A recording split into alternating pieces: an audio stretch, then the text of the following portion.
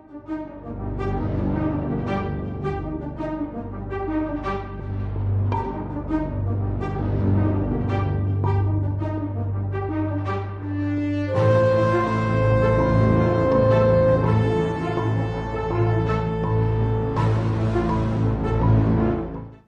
I'm Pat O'Melia. Welcome to the COVID-19 update for April the 24th. You know, if you watched the president last night, you learned quite a bit, but we'll get into that as we go along here. Again, it is not the bubonic plague. We're dealing with a virus. It's a very persistent virus, a very deadly virus. Again, it's a virus. 96% of the cases we're talking about nationally are mild. As there always, I took my temperature this morning. It was 96.6. We disinfected the studios. Everything we touch here was done. TD Bank and Suntime Bear Bank. The TD Bank for the payroll protection, which is now funded. They funded it last night. There is no application yet on TD Bank. On the Suntime Bear, or Santander Bank as I call them, their application is available. You have to have a banking relationship. So if you're a small business, don't wait, because there's going to be a gold rush on that PPP, payroll protection. And it's not a loan. That's forgivable. But you can only do your payroll and your rent on that.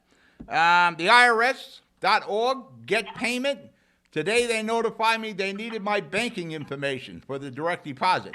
I thought we did that with my accountant, but I guess not. So we gave that information to the IRS this morning. So hopefully I get my stimulus bucks. And the problem is they're dictating what you can spend the funding on. It has to be COVID-19 related expenses. You can't take care of the pension problem in New Jersey with it, which is probably some of the ideas. The government will allow you to use the funds statewide and citywide when this happens with the municipalities for COVID-19 expenses, not for everything, like the payroll protection.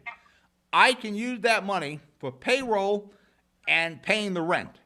I can't go out and buy new cameras or a new editing computer or new sets that we're talking about. Yesterday's presser with the president, who I love seeing him. I love how the president goes after a lot of the media. And actually, he's winning the media battle with these guys in the press row. They showed yesterday on how the weather affects the COVID-19.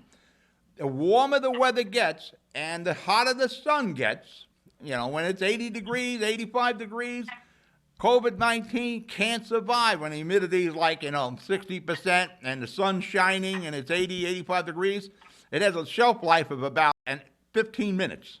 Actually, I think it was a minute and a half. The more I'm seeing that the best, instead of us being sheltered in place, get outside, open the parks, open the boardwalk, open the beach, do the social distancing, which I'm even starting to question that now. We're doing the social distancing, we're wearing masks, we're wearing gloves, and yet there's tons of positives. And I know we're getting a lot of positives because we're doing a lot of testing. But, we're still getting all these positives. And there are still deaths nationally, and we're all doing this social distancing. We're doing everything we can, but it's still happening. So, as I said many a time, when this is all said and done, we're going to research this. There will be lessons learned. Things that astound me, like this goofy little studio business we have here. I'm managing the stand. Now, we reduced the time with our employees here, and we reduced a lot of the frills that we normally do, but we're still standing. Whatever company it is, or entity, or state, or municipality, they couldn't make it through 5 weeks. There's like no rainy day fund when something goes bad. Any kind of natural disaster, it's devastating for a lot of these businesses. Now, small business I can understand. We work on very thin margins, and we're at the mercy of our customers or sponsors, whatever the case that is. But when you're talking Boeing and the cruise lines and the Port Authority, they're saying, well, we need a ton of money now. You can't make it through 5 weeks? There's something wrong with that. That's going to be one of the lessons we're going to learn from this. And even with the states, when this broke, when COVID-19, Trump talks about the cover was bare. I don't think the states had anything. There was nothing. So somewhere along the line, we're going to have some sort of stockpile of PPE and various testing and ventilators, that sort of thing, because obviously we didn't have anything. We were completely unprepared. So I'll give the feds credit. They've done everything I think they possibly can do. For that matter, the Comfort sailed out of New York Harbor today. It's going back to its base in Virginia, waiting for where it'll be sent next, whether it's Louisiana or wherever it's needed. All right, let's start doing some stats. Jonathan, we're sending his signal into our North Bergen studio. I'm in the Ocean County Ready to Roll studios today. Let's do the United States. Let's put some numbers up. United States, we are right even. We have 888,000 cases of COVID-19 in the United States. We have suffered 50,318 deaths. This is as of an hour ago. Every time we do these numbers, we always have to go back again because they change rapidly. There have been 89,150 people have recovered, and since yesterday, 5,095 people have recovered. Jonathan, can we see the United States map? As you can see, the big red blot is us. That's the tri-state area. But, today, I think Governor Murphy's going to talk about how we're going to reopen New Jersey. We're going to be one of the last states to really start reopening. But you look at the COVID across the nation, you can see what states can open tomorrow. It's not going to be Jersey, and it's not going to be New York City. But a good portion, let these guys sink or swim on their own decisions. A lot of people don't want to make that decision. They don't want to be the first to go, but the Georgia guy did. Because, if you're wrong, you're politically dead. Let's put the New York State map up, John. And let's do some numbers. Well, actually, let's do the numbers first, Jonathan. Then we'll put the state map up. New York City has 145,855 cases.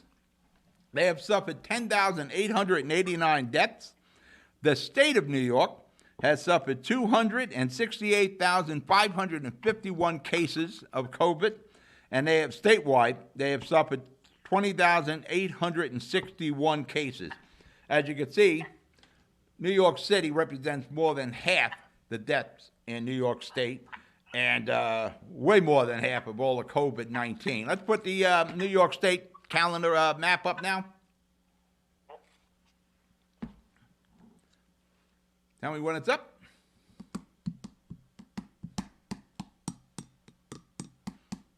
There is a little delay, so I want to make sure the map is up. All right, your map is up. As you can see with the state of New York map, their whole issue is the New York City, Long Island area, and anything close to New York City, epicenter for the United States. That was it. One of the lessons we're going to learn. We're going to have to figure out how it got so bad in New York City. People say, oh, Chinatown? I think it's more than Chinatown. I'm not sure what happened, but it is the financial hub. Everything happens in New York City. So you got the airports, people coming in from China, people coming in from Europe. Everybody comes in through New York City or Newark Airport. Bingo, that's why we have suffered so much. Trump closed it down to travel from China. But for the longest time, people were going to China, going to Europe, going to the other countries, and come over to here. China, there's going to be some repercussions for them, probably financial, if it is determined that this is a manufactured, and I firmly believe this is a manufactured virus in their labs. Let's do the state numbers. Here we go. New Jersey, we have 100,025 cases of COVID-19. We have suffered 5,428 deaths. But, there's positive signs happening here. Let's put the New Jersey map up, John. Okay.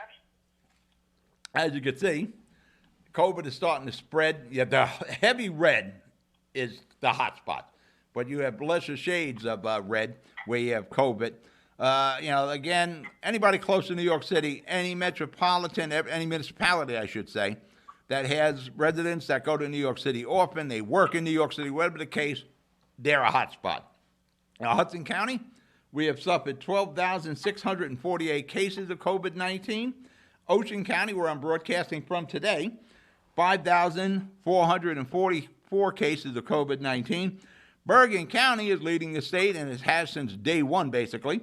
14,049 cases.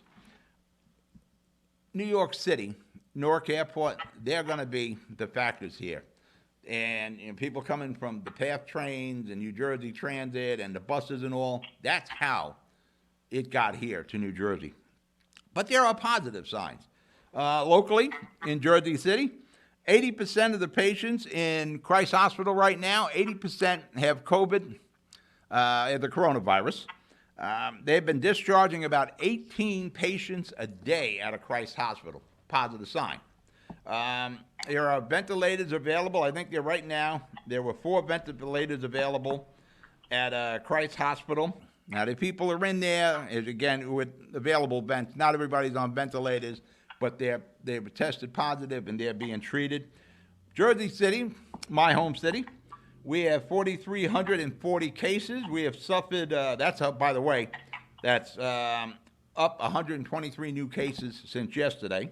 We have suffered 260 deaths. That's a plus of 31 since yesterday. But the numbers have been a little slow coming out of Jersey City as they wait for test results. The highest group that is being affected with the coronavirus in Jersey City is the 31 to 56 years of age. The hardest hit group really is from 31 to 60. They represent 56.3% of all the COVID-19 cases in Jersey City.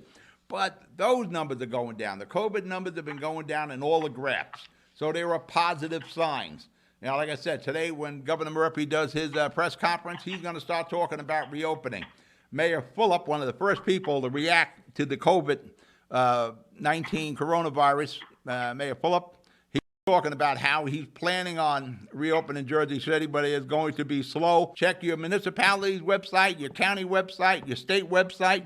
Symptoms, the same as they've always been: runny nose, sore throat, cough, fever, difficulty breathing, loss of appetite, loss of taste and smell. That's one of the first symptoms. And if you're type A, be extra careful. Remember, as I said, keep saying 96% of these cases are mild. 25% of the people don't even know they have it. Stay healthy. Wear the mask, wear the gloves, be courteous to your neighbors when you're in the supermarkets, etc. I'm Pat O'Melia. You be safe. I'll talk to you next week. Good night.